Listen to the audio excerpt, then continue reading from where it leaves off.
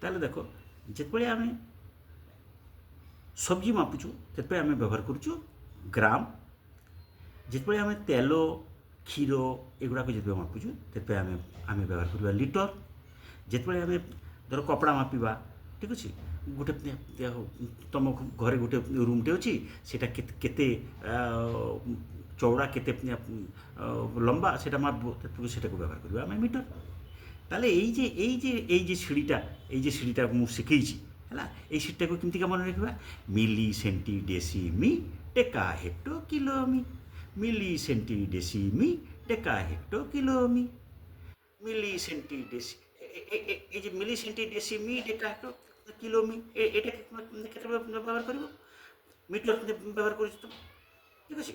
এবারে মিলি centi deci গ্রাম ডেকা hectare kilogram, মিলি centi deci গ্রাম ডেকা hectare kilogram.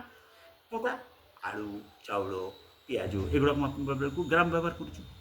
এবারে যদি তেল যদি মাপিব, ক্ষীর যদি মাপিব, মিলি সেন্টি ডেসিলি ডেকা হেক্টো কিলোলি, মিলি সেন্টি ডেসিলি ডেকা হেক্টো কিলোলি, মিলি সেন্টি ডেসিগ্রাম ডেকা হেক্টো কিলোগ্রাম, মিলি সেন্টি ডেসিমি ডেকা হেক্টো কিলোমি।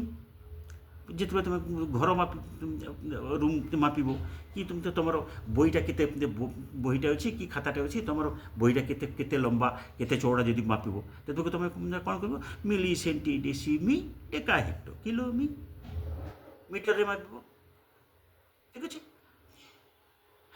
এইরকম তুমি যদি 15-20 থর যদি কই পকাব, মিলি সেন্টি ডেসি গ্রাম ডেকা হেক্টর কিলোগ্রাম, মিলি সেন্টি ডেসি মি ডেকা হেক্টর কিলো মি, মিলি সেন্টি ডেসি লি ডেকা হেক্টর কিলো লি, দেখো মনে রয়েযাব। বুঝিপার ব্যাপারটা? ମୁଁ ଆଶା କରୁଛି ବୁଝିପାରୁଥିବ। ଆଉ ତୁମର କ'ଣ ଅସୁବିଧା ହେଉଛି ନ ହେଉଛି ତୁମମାନେ ମୋତେ ଲେଖିବ ହେଲା। ମିଲି ସେଣ୍ଟି ଡେସି ଗ୍ରାମ ଡେକା ହେକ୍ଟୋ କିଲୋଗ୍ରାମ, ମିଲି ସେଣ୍ଟି ଡେସି ଲି ଡେକା ହେକ୍ଟୋ କିଲୋ ଲି, ମିଲି ସେଣ୍ଟି ଡେସି মি ଡେକା ହେକ୍ଟୋ କିଲୋ মি।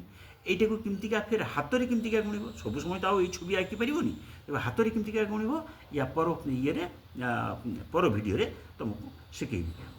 ଭଗବାନ ଆମକୁ ହାତରେ ଏନ୍ତା କିଛି ଅନେକ କିଛି ଦେଇଛନ୍ତି ଯେଉଁଟା ତୁମେ ହାତରେ ଗୁଣିକିନା କରି ପକାଇବ। ଠିକ୍ ଅଛି, ତୁମମାନେ ପର ଭିଡ଼ିଓକୁ ଅପେକ୍ଷା କର, ଠିକ୍ ଅଛି, ଓକେ।